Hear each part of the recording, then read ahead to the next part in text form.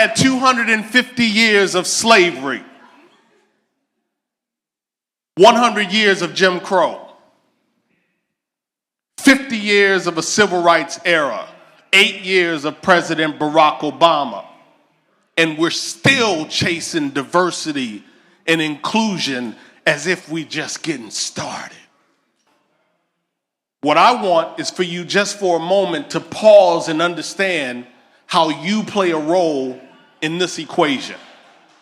Because what I firmly believe after 18 years of recruiting is that no matter what technology hits the scene, people do the best job of hiring people. People do the best job of hiring people. I'm not going to lie to you and pretend like it's okay for us to still be having the same conversation around diversity and inclusion. And here's the real big thing, is that if we've struggled to do it under nominal and optimal conditions, you know, where people walk into the office, they come through the door and they check in, they work inside of your facility. If we have struggled to do diversity and inclusion under optimal conditions, then how in the world are we going to do it when we are in this gig economy? When we have 40 to 50 million people working in disparate scenarios, virtually. So if you couldn't get the shit right when you had optimal conditions, then how in the world are you going to do it going forward? It causes you to not applaud, but for you to take a moment to pause and understand how you play a role in the solution. I need each and every person to play a role in the solution. Does that make sense? So here's how we'll do it.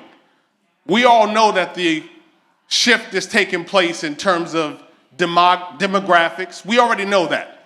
We know that by 2040, the global majority will really be the global majority here in the US. But what we also know is that the millennials are moving into the workplaces. And what's going to be most important in that equation is that we focus on how do we make sure we bring them in, every single person in, so that they can be effective. And it requires a transfer of knowledge, of networks, and of processes. Because there's not a person sitting in the room that's trying to build a company just for today. So we got to make sure that we focus on making sure that that transfer of knowledge, networks, and processes is taking place. But here's one thing that I commit to you, and I'm hoping that you will be willing to do with me.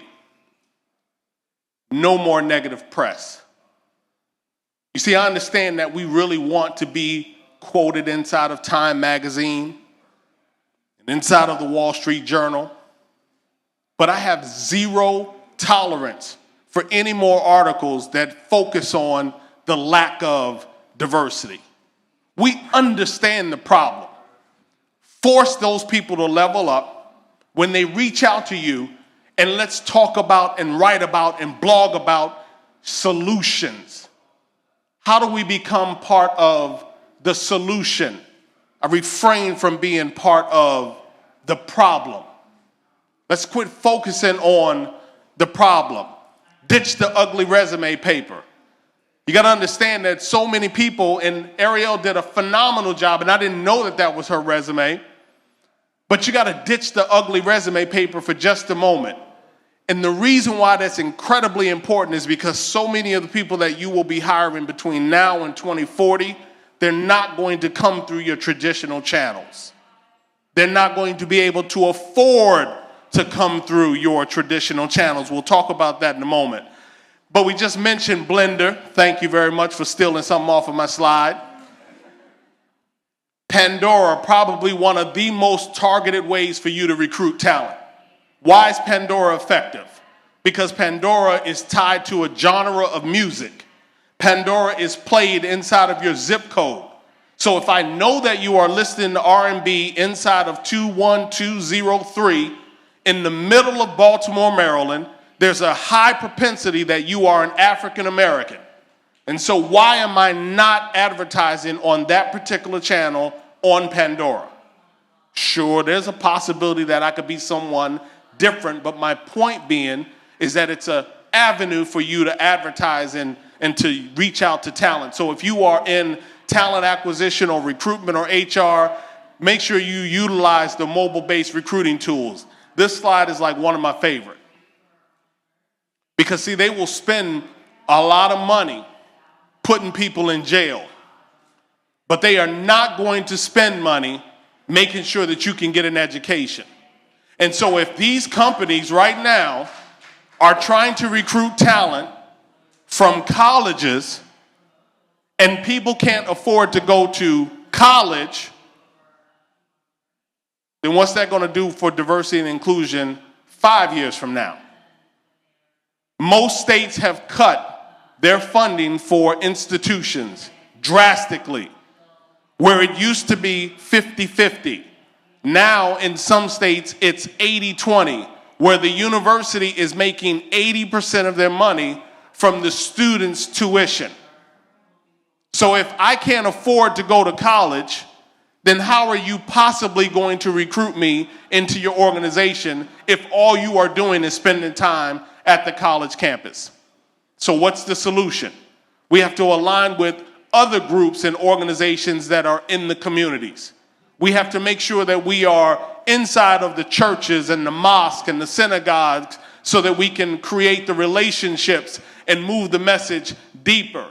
If we are in a gig economy and we already know that 50 million people are not participating traditionally, then how do we get to the rest of those individuals? We have to be a bit unorthodox in our recruiting effort.